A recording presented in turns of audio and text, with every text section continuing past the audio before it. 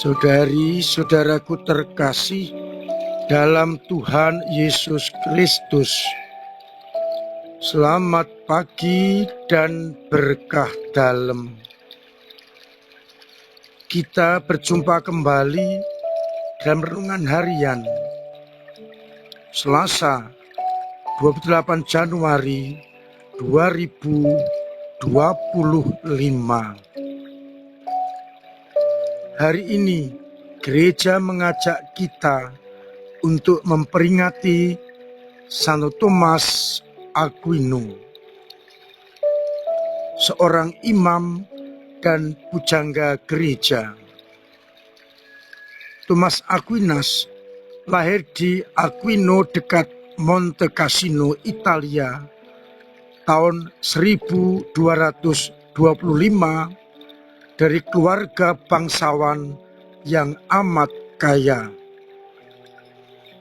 Ketika berusia 5 tahun, Thomas dikirim belajar pada para rahib Benediktin di biara Monte Cassino. Ia memperlihatkan suatu kepandaian yang luar biasa. Ia rajin belajar dan tekun berefleksi dan tertarik pada segala sesuatu tentang Tuhan. Ketika berusia 14 tahun, Abbas Monte Cassino yang kagum akan kecerdasannya mengirim dia belajar di Universitas Napoli. Ia belajar dengan pesat pelajaran filsafat, logika, tata bahasa, retorika, musik, dan matematika.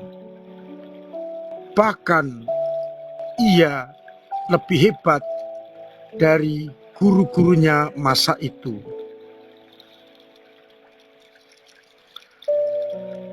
Thomas tetap menjauhi semangat duniawi dan korupsi yang merajalela di Napoli.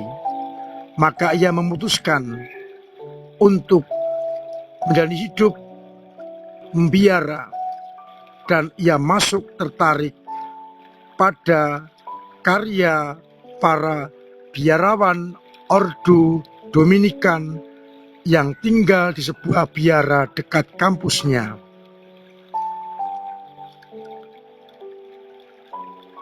Ia punya moto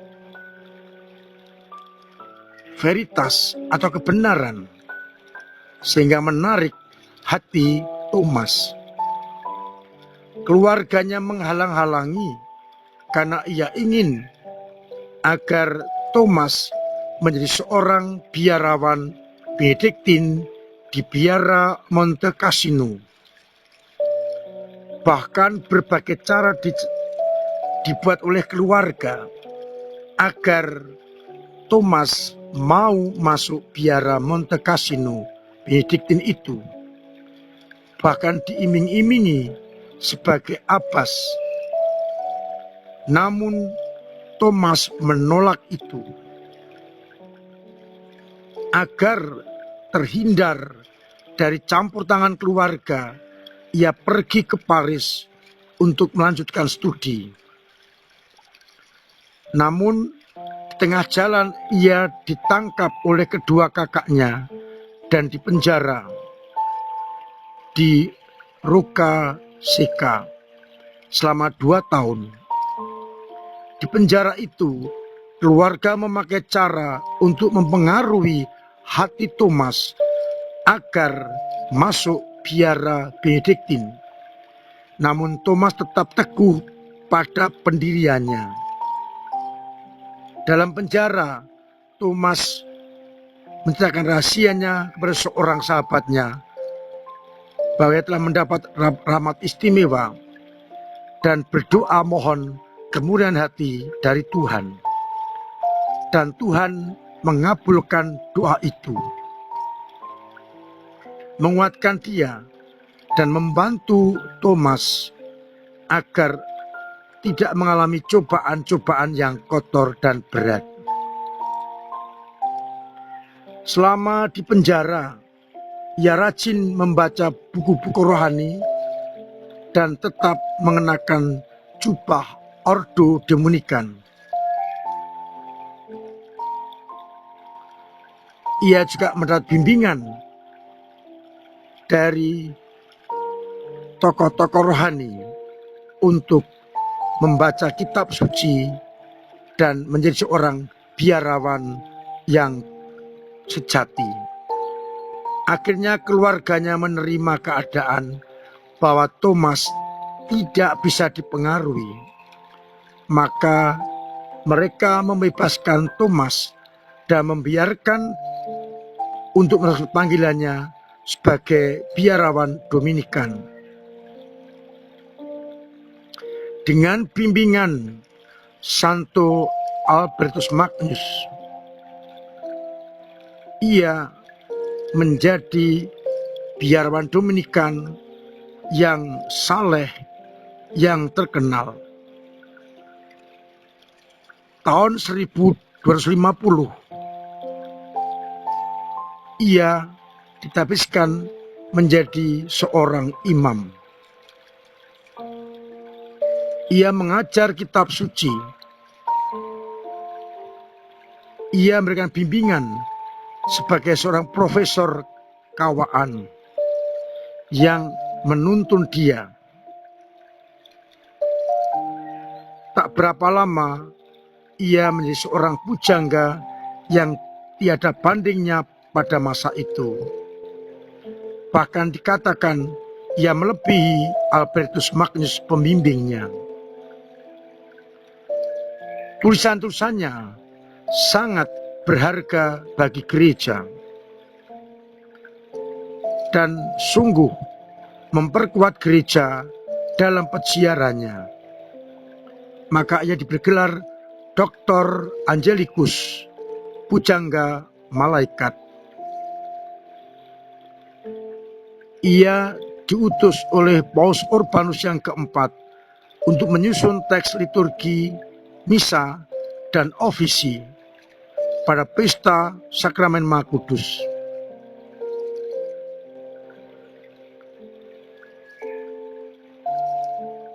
Dalam suatu penampakan, Yesus yang tersalib berkata kepadanya, "Thomas, engkau telah menulis sangat baik tentang diriku. Balasan apa yang kau inginkan dariku?" Ia menjawab, "Tidak lain, hanyalah dirimu." Saat menghadiri Konsili de Lyon, Perancis, ia mengembuskan nafasnya di Fossa Nuova tahun 1274. Kita bersyukur atas orang kudus dan mohon agar kita pun dimampukan untuk setia dalam panggilan kita sebagai pengikut-pengikut Kristus. Sabda Tuhan hari ini, bacaan yang pertama diambil dari surat kepada orang Ibrani yang menegaskan, "Aku datang untuk melaksanakan kehendak-Mu ya Tuhan." Sedangkan pada bacaan Injil menegaskan, "Siapakah saudaraku? Barang siapa melaksanakan kehendak Allah, dialah ibuku, dialah saudara-saudariku." Saudara-saudara terkasih, sabda-sabda Tuhan hari ini mengajak kita untuk sadar, menjadi pengikut Kristus bukan hanya soal sebutan, nama, atau yang dibaptis, tetapi yang paling penting adalah melaksanakan kehendak Allah. Orang-orang mengira Maria dan saudara-saudara Yesus itu paling utama. dalam hidup Yesus? Ternyata tidak. Ketika orang banyak mengatakan, ibu dan saudara-saudaramu ada di luar dan berusaha untuk menemui engkau, maka Yesus menjawab, siapakah ibuku? Siapakah saudara-saudariku? Dan ia mengatakan, barang siapa melakukan kehendak Allah, dialah saudaraku laki-laki, dialah saudaraku perempuan, dialah ibuku.